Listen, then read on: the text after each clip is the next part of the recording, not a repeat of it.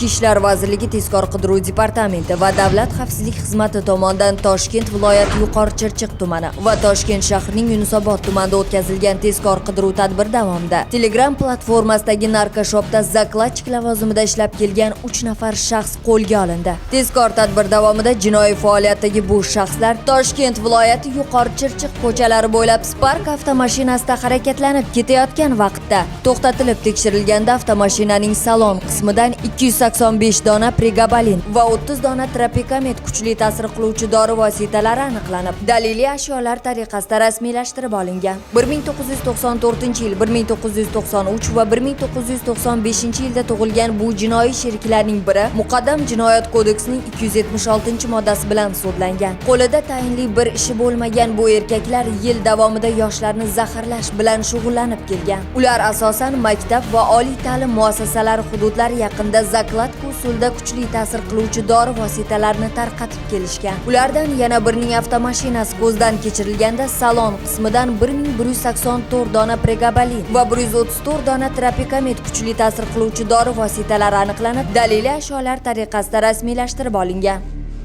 Olib borilgan tezkor tadbirda Yunusobod tumanida joylashgan narko do'konda omborchi lavozimida ishlab kelganlar tezkor tadbir xodimlaridan qochayotgan vaqtda qo'lga olindi. Shundan so'ng ushbu uyushgan narko jinoiy guruhning tashkilotchilarini qo'lga olishga qaratilgan tezkor tadbir Toshkent shahri Sirg'ali tumanida davom ettirildi. 3 nafar erkak va 1 nafar ayoldan iborat uyushgan jinoiy guruh ijarada yashab kelgan xonadondan kuchli ta'sir qiluvchi moddalarni qadoqlashga mo'ljallangan narko laboratoriya faoliyati fosh etildi. 10 kilogramm kukunsimon pregabalin, 1 kilogramm tropikamet, 5 litr suyuq holatdagi tropikamet, shuningdek tayyor holatdagi 5130 dona pregabalin va 75 dona tropikamet kuchli ta'sir qiluvchi dori vositalari, 50 mingta bo'sh kapsulalar va 10 mingta bo'sh flakonlar hamda narkolaboratoriyada foydalanish uchun zarur bo'lgan asbob anjomlar daliliy ashyolar tariqasida olingan. Ular Telegram narkodo'konda kurator topshiriqlariga asosan prekursorlarni qabul qilish va kuchli ta'sir qiluvchi dori vositalarini